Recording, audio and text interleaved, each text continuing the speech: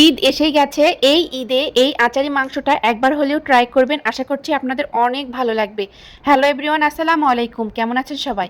আশা করছি আপনারা সবাই ভালো আছেন। আলহামদুলিল্লাহ আমিও ভালো আছি। আজকে ভিডিওটা শেয়ার করছি আচারি মাংসর রেসিপি।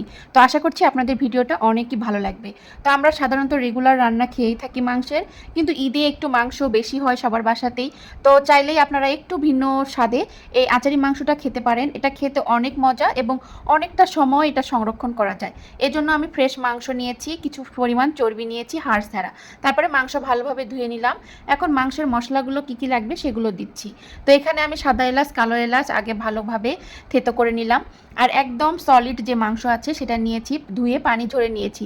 তারপর আমি মাংসের যত গোটা মশলা আছে সব দিয়ে দিলাম। এখানে আমি গোটা মশলাগুলো দিয়েছি দারুচিনি, লবঙ্গ, এলাচ, তেজপাতা, বস, মানে সব ধরনের মশলাই আমি দিয়েছি। তারপরে এখানে স্বাদমতো লবণ, হলুদ দিয়েছি। আর এখানে কোনো প্রকার শুকনা মরিচ ব্যবহার হবে না। এখানে টালা যে মরিচ থাকে ভেজে নিয়ে গুঁড়ো করা, সেই মরিচটাই আমি দিব। আর এখানে আমি দিয়েছি ধনে এবং জিরা। ধনে এবং জিরার পরিমাণটা হবে, ধনে যদি হয় 1 চামচ, জিরা হবে 2 চামচ। তারপরে আদা রসুন বাটা আমি থেতো করে রেখেছিলাম, মানে একটু মিহি বাটা, অত বেশি না, একটু থেতো টাইপের করে দিয়েছি। তারপরে এখানে আমি দিলাম অল্প পরিমাণ সয়াবিন তেল, মানে এটা পরে সরিষার তেলে ভাজা হবে, তো এই জন্য অল্প পরিমাণ জাস্ট শুধু মেখে দেওয়ার জন্য দিলাম।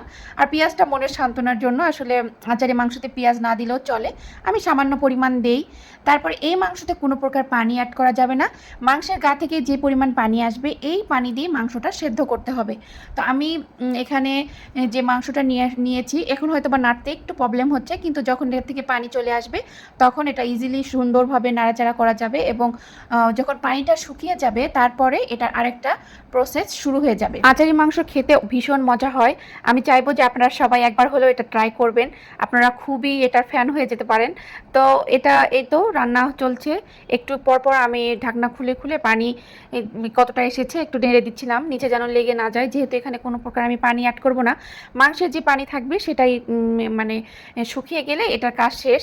তারপর আমি মাংসটা যখন ঠান্ডা হয়ে এসেছে, আমি ওটা জাল অফ করে রেখেছিলাম, ঠান্ডা হয়ে এসেছে, তখন আমি সরিষার তেল, এখানে আসলে তেলের পরিমাণটা একটু বেশি, মানে মাংসটার তেলের মধ্যেই ডুবে থাকবে, তো এই জন্য সরিষার তেল যখন একটু গরম হয়ে এসেছে মাংসগুলো সব ঢেলে দিয়ে এখন এটা আস্তে আস্তে ভাজতে হবে। তো এই মাংসটা যত ভাজা হবে তত এর টেস্ট বেড়ে যাবে। তো একটু মানে এটা একটু বেশি সময় নিয়ে ধৈর্য সহকারে ভাজতে হবে। তো প্রথমে তেল দেওয়ার পরে এটা হালকা তেলের বাবল আসবে, যখন একদমই বাবলে ভরে যাবে, মানে ভাজার একটা ফ্লেভার বের হবে, তখনই কিন্তু এটা হয়ে যাবে। এখন কিন্তু এটা হয়নি, অনেকটা সময় ধরে আস্তে আস্তে আস্তে আস্তে ভাজতে হবে, মানে কমপক্ষে 3 দিন বা 4 দিন ভাজার পরেই মাংসটার টেস্ট একবারে 100% আসে। কিন্তু 2-1 বার ভাজার পরেও খাওয়া যাবে, কিন্তু একবারে ফুল টেস্ট আপনার 3 থেকে 4 বার এটা ভাজার পরে আপনার আসে। আর মাংসর কালার একবারে খয়েরি হয়ে যাবে, অনেক সুন্দর হয়, মানে কালারটা দেখে অনেক লোভনীয় লাগবে। আর এই মাংস আপনারা মানে কোনো প্রকার ফ্রিজে না রেখেই আপনি 7 দিন 8 দিন পর পর জাল করে আপনারা অনেক সময় ধরে খেতে পারবেন। এটা একদিনে আপনি ঠান্ডা হওয়ার পর এরকম 3 বার জাল করে নিতে পারেন, তাহলে আপনারা পরের দিনেই খেতে পারবেন। আবার একদিন পর করে জাল করেও আপনারা 3 দিন জাল করে তারপরে খেতে পারেন।